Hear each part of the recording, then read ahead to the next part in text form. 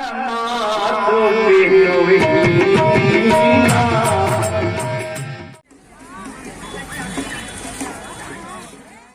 का उपदेश करते सूर्यो गायत्रीं अब्रवीत सूर्य देवता ने संकल्प किया था महाराज नेत्र अपने साथ फिर लेके चले गए। हरि हरि बोल भाई हरि हरि बोल हरि हरि बोल भाई हरि हरि बोल। नमस्कार दोस्तों, आज आपका एक बार फिर से प्रयागराज की इस पावन धरती पे स्वागत है। आज मैं जब ये वीडियो बना रहा हूँ तो 19 तारीख है, 19 जनवरी, और जब तक ये वीडियो आपके पास पहुँचेगा तो 20 तारीख आ जाएगी। यानी कि मौनी अमावस्या या माघी अमावस्या के लिए सिर्फ 1 या 2 दिन बचा हुआ है और चहल पहल जैसा कि आप देख रहे हैं बढ़ चुकी है। श्रद्धालु लोगों का आना शुरू हो गया है। मैं अभी मेले में प्रवेश कर रहा हूँ, बांध के ऊपर हूँ। आप जैसा कि देख रहे हैं ये भरद्वाज आश्रम से थोड़ा सा आगे, और एक तरह से मेला में प्रवेश कर रहा हूँ।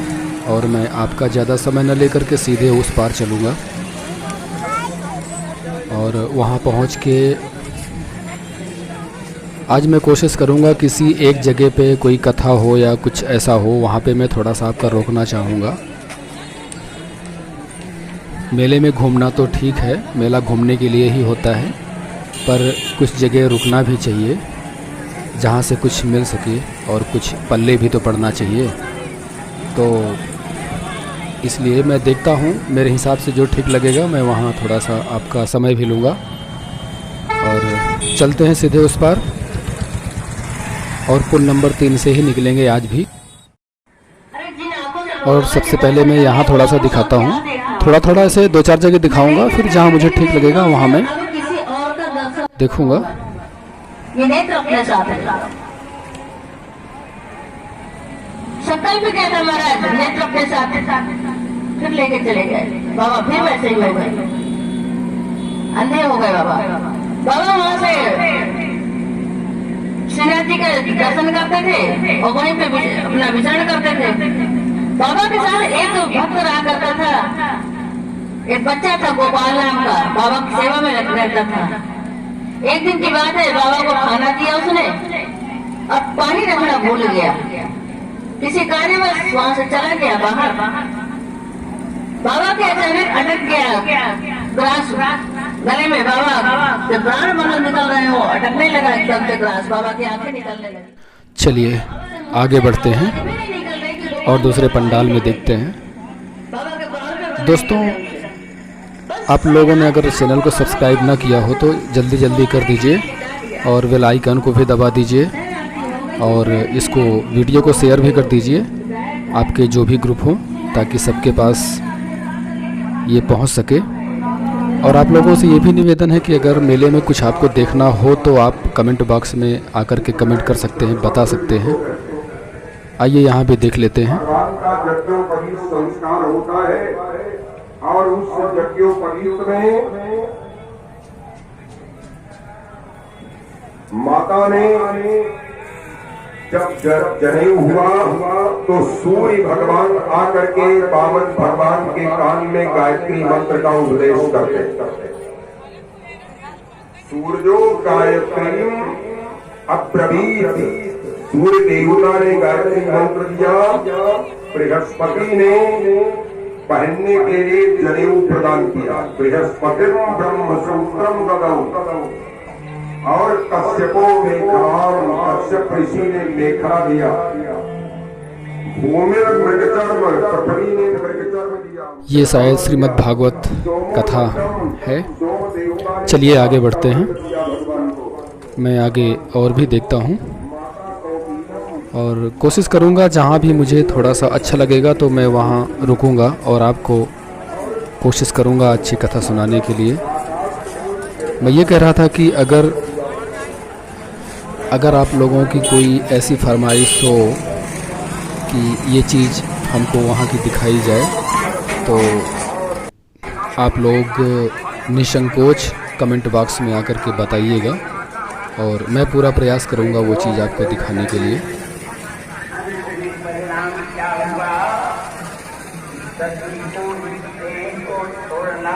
आइए यहाँ भी देख लेते हैं। शायद रामचरितमानस की कथा हो रही है यहाँ पे।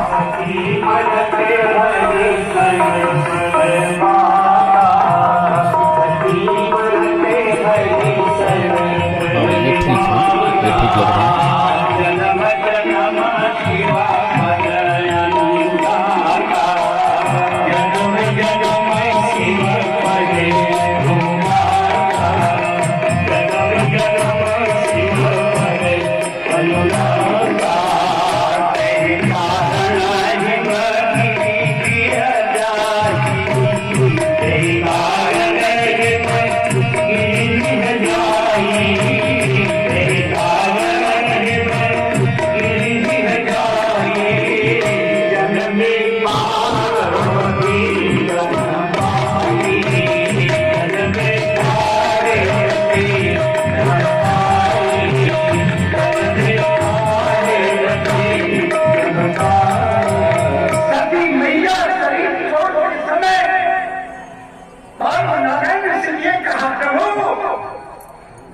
जन्म में पत्थर की बेटी बनना स्वीकार है, लेकिन चालाक की बेटी मत बनाना, दक्ष की बेटी मत बनाना, चतुर की बेटी मत बनाना, क्योंकि चतुराई भगवान की भक्ति में बाधा है।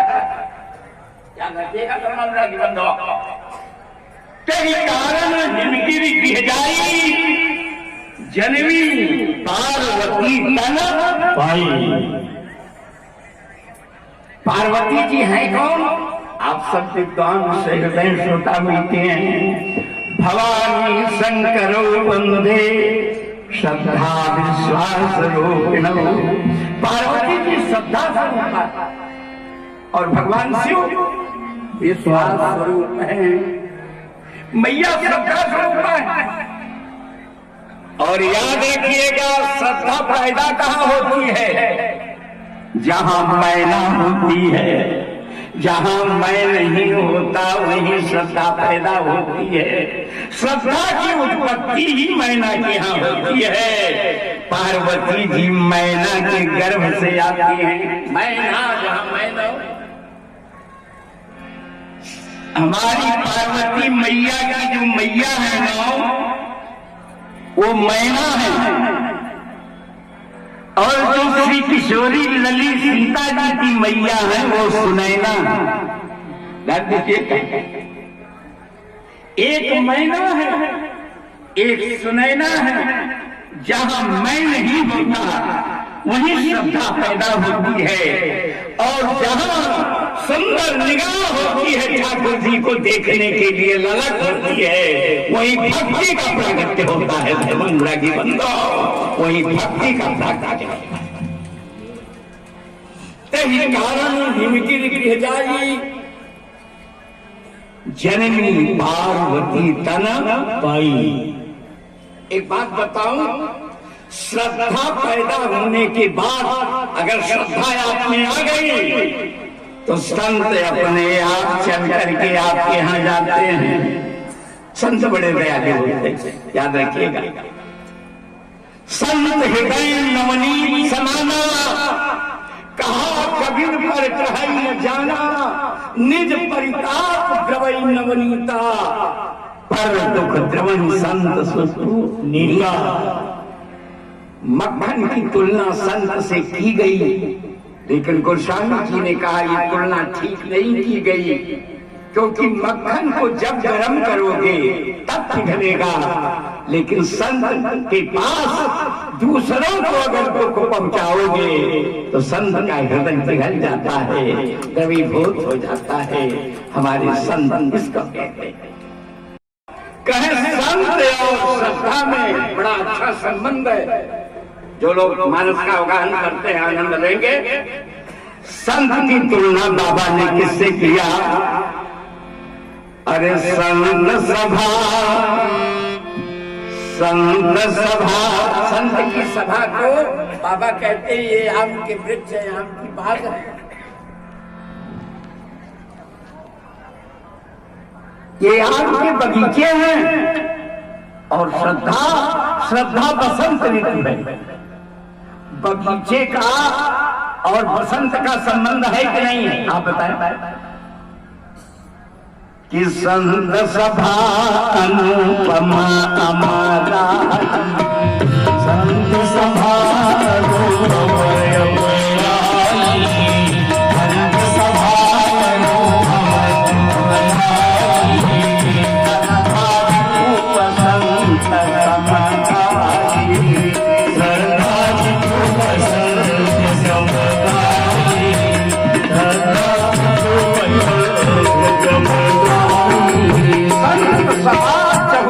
मनाई और श्रद्धा हित बसंत सम गाई। संत आम के बगीचे हैं और श्रद्धा बसंत ऋतु। नोट करिएगा धर्मानुरागी बंधुओं, जब प्रकृति आती है, जब बसंत आता है तो प्रकृति बदल जाती है। जब बसंत आता है तो प्रकृति बदल जाती है और जब संत आते हैं मिलते हैं तो संस्कृति बदल जाती है। धर्मानुरागी बंधुओं, संस्कृति बदल जाती है। बसंत के आने पर मुरझाए फूल खिल जाते हैं। बसंत के आने पर मुरझाए फूल खिल जाते हैं और संत के मिलने पर टूटे दिल मिल जाते हैं। धर्मानुरागी बंधुओं, टूटे दिल मिल जाते हैं। बसंत जब आती है तो कोयल चहकने लगती है और संत जब आते हैं तो जीवन की बगिया महकने लगती है। धर्मानुरागी बंधुओं, ये संत और बसंत का कितना सुंदर समन्वय है। श्रद्धा आई हिमाचल के घर बेटी बनकर। किसी ने निमंत्रण नहीं दिया, हिमाचल ने निमंत्रण नहीं दिया नारद जी को। नारद जी अपने आप आ रहे हैं। नारद समाचार सब पाए, नारद समाचार सब पाए, और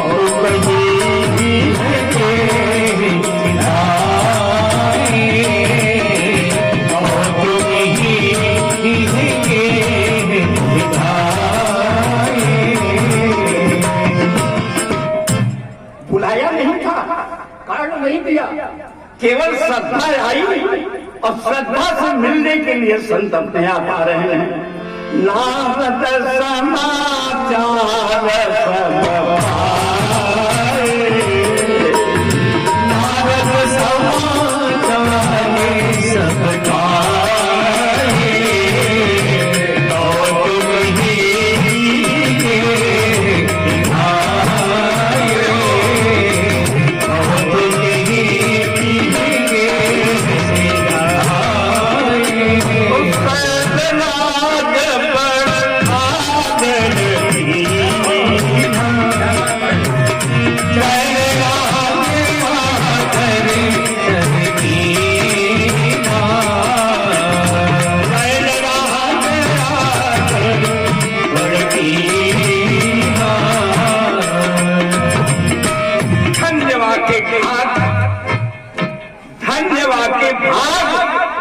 संत आवे पापा।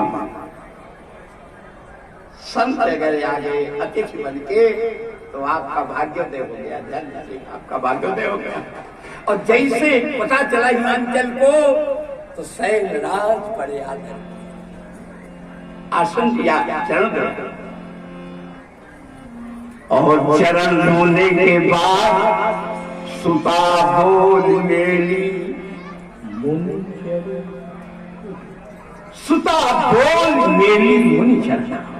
देवर्षि नारद जी के चरणों में प्रणाम करा है। विद्या का ये बेटी क्या है? बढ़ेगा नहीं, सुनिएगा।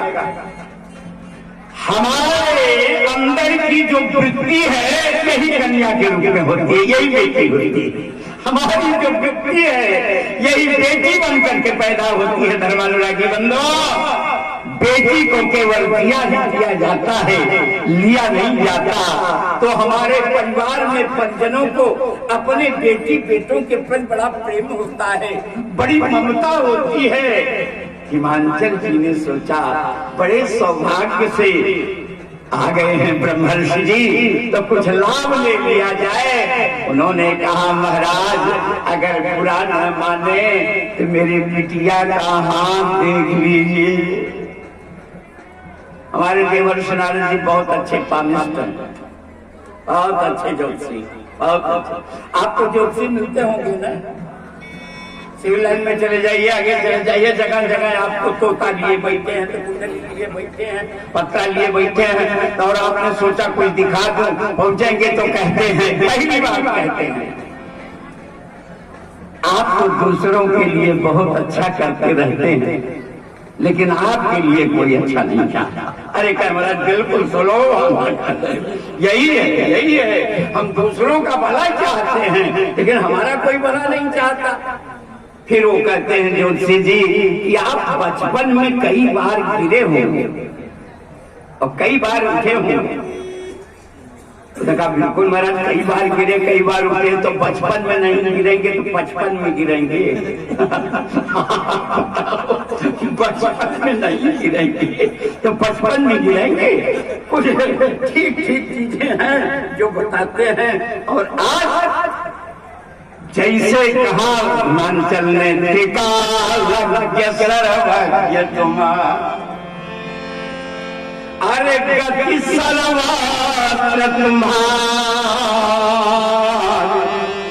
अब कहा सुता के दोष।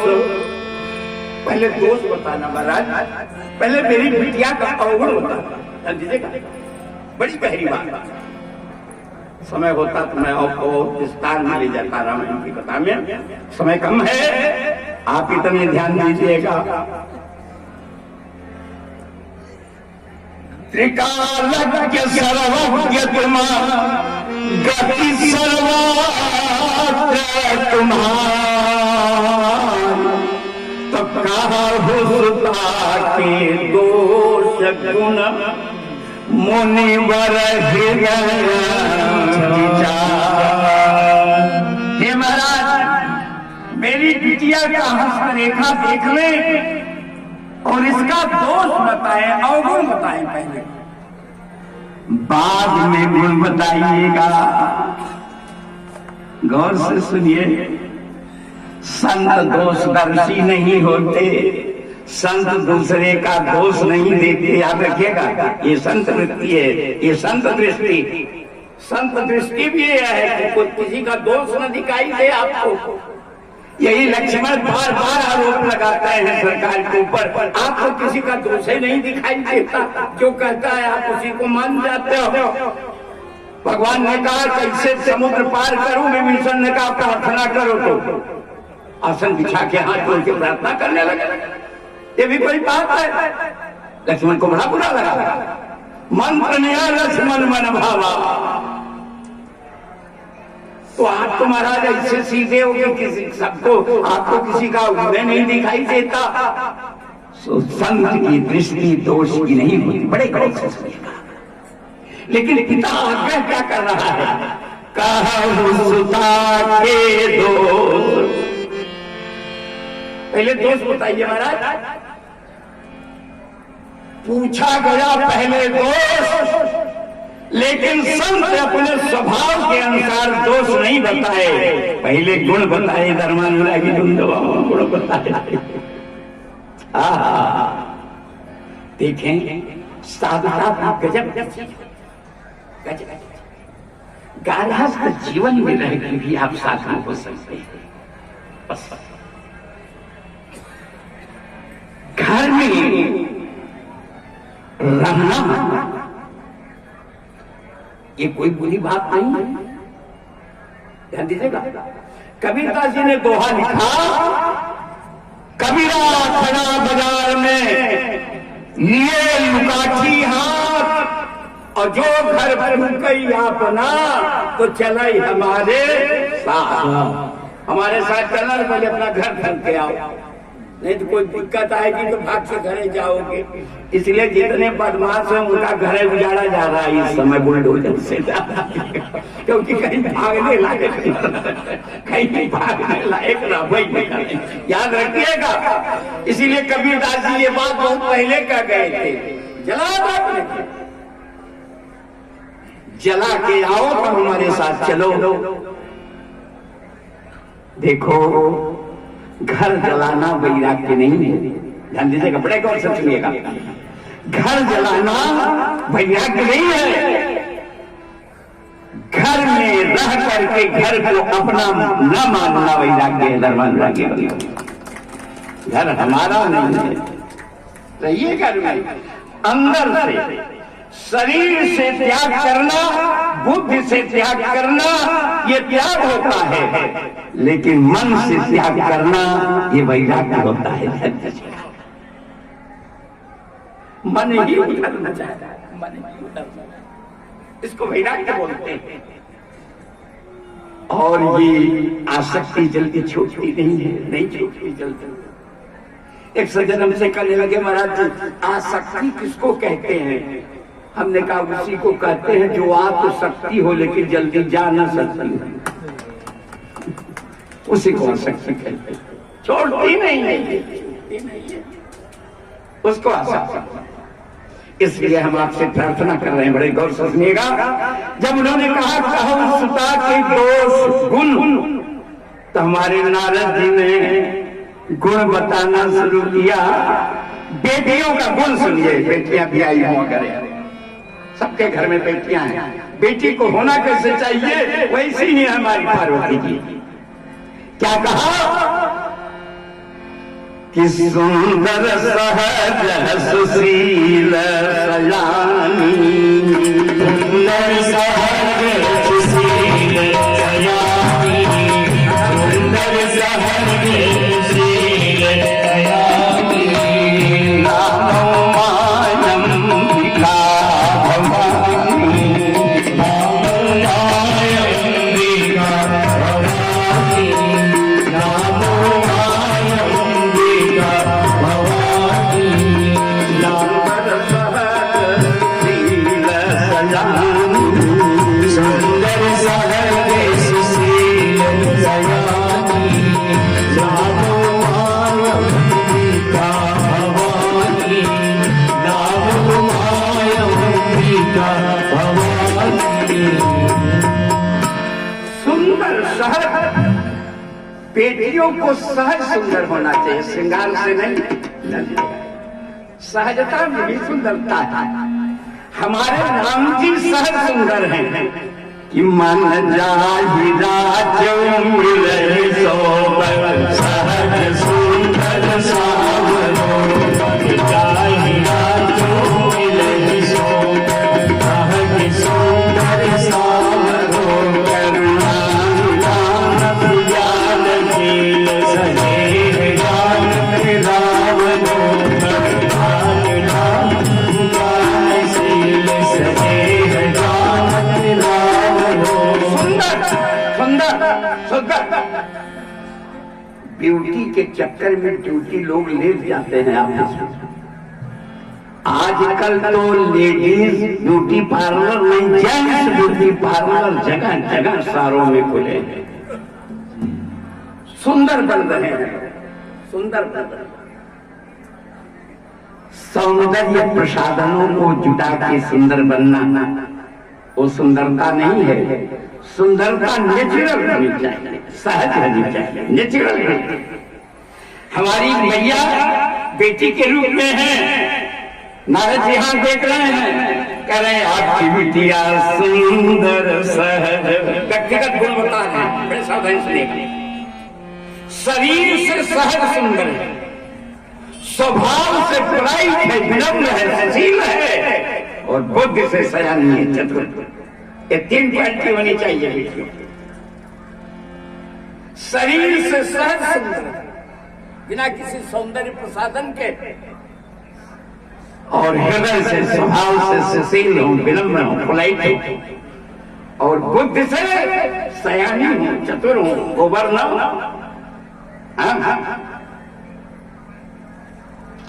एक चौपाई में बाबा ने गजब कर दिया है, गजब। ध्यान दीजिएगा, 3 गुण बताया और 3 संबंधों को बताया कि सुंदर सहज सुशील सयानी, सुंदर सहज सुशील सयानी, सुंदर सहज सुशील सयानी, नाम मायंबिका भवानी, नाम मायंबिका भवानी, नाम मायंबिका भवानी। होता है कन्या का। कन्या जब बेटी के रूप में होती है पिता के नाम से जानी जाती है, और कन्या जब पत्नी के रूप में हो जाती है तो पति के नाम से जानी जाती है, और वही कन्या जब मां बनती है तो बेटे के नाम से उनका नाम दिया जाता है। उमा हिमांचल की बेटी है, अंबिका संसार की माता है, और भवानी शंकर जी की धर्म पत्नी है। तीनों रूपों को एक ही, तीनों संबंधों को रखा और तीनों गुणों को रखा, शरीर का, बुद्धि का, हृदय का। एक बार फिर गुनगुना दीजिए हमारे साथ। सुंदर सहज सुशील सयानी, सुंदर सहज सुशील सयानी, सुंदर सहज सुशील सयानी, नाम मायंबिका भवानी, नाम मायंबिका भवानी। पहला क्या बताया? शरीर से सहज सुंदर है, हृदय से, मन से, स्वभाव से विनम्र है, और बुद्धि से सजानी है। फिर दूसरी क्वालिटी बताया, सदा अचल यही कर दीवाना, सदा अचल यही कर दीवाना।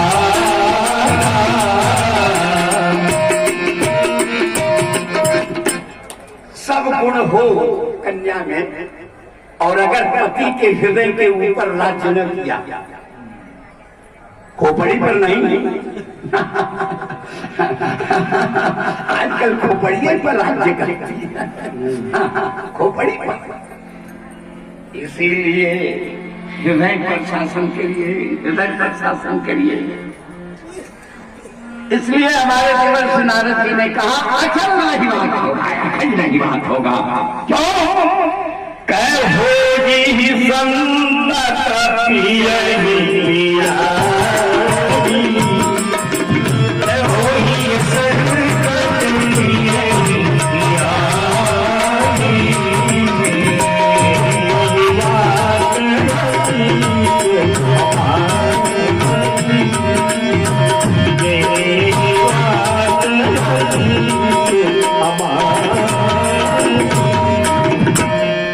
पहला गुण बताया शरीर से साधन, बड़े साधन के कथा का मतलब मनोरंजन नहीं है ना, कुछ लेके जाइए, हमारा कहना सार्थक हो जाएगा। महाराज जी की जो कृपा हुई है, इस व्यवस्था और कृपा का आशीर्वाद का जो है मूल्यांकन हो जाएगा। इसलिए बार बार कोशिश करता, बार बार कोशिश करता। क्या बताया? पहला बताया शरीर से सहज सुंदर हो बेटी, बुद्धि से सयानी हो, और स्वभाव से सुशील हो।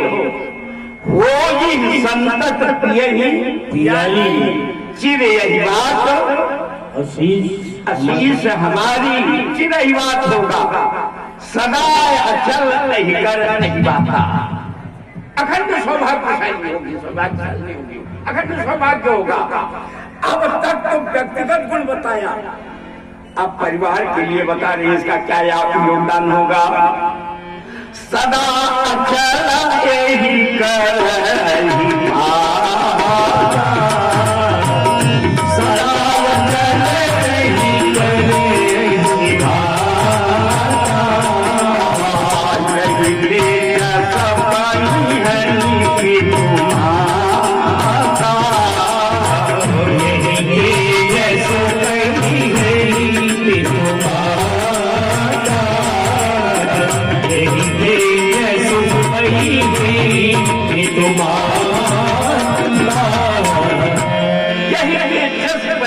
कि तो माता पिता को इस बेटी के नाते जस मिलेगा, दीजिएगा। और क्या बताया, हो जी पूज सकल जग माही, होई पूज सकल जग माही, यही सेवा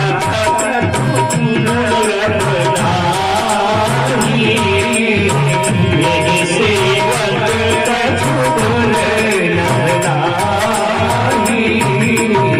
व्यक्तिगत गुण बताया, फिर परिवार का गुण बताया, फिर समाज का गुण बताया, और फिर अलौकिक गुण बताया कि यही सेवक झूल यही सेवक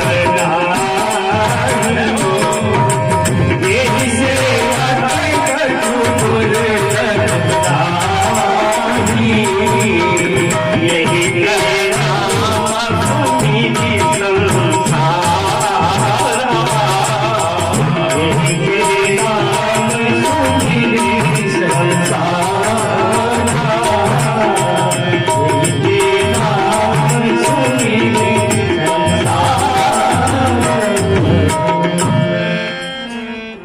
इनके नाम का सुमिरन कर करके पति प्रताप धारण करेगी नारी संसार में। अलौकिक अलौकिक।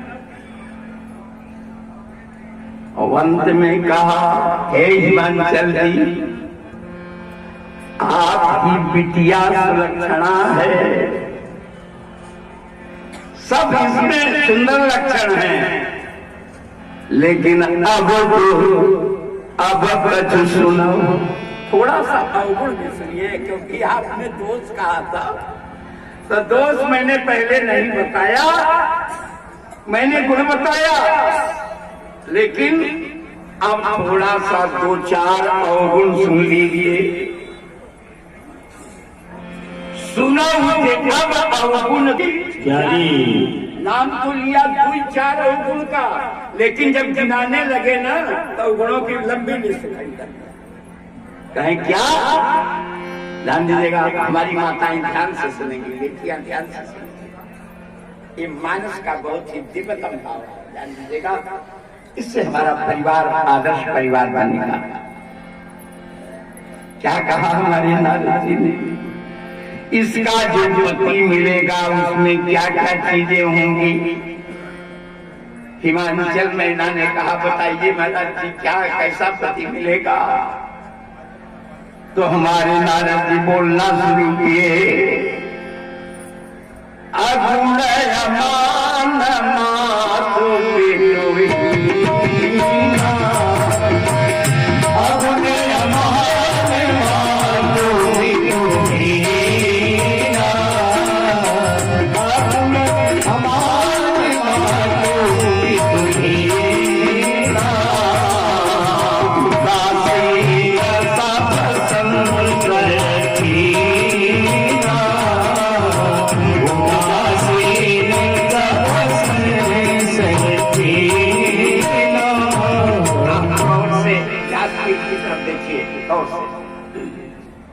ब्रह्मर्षि जी हाथ पकड़े हैं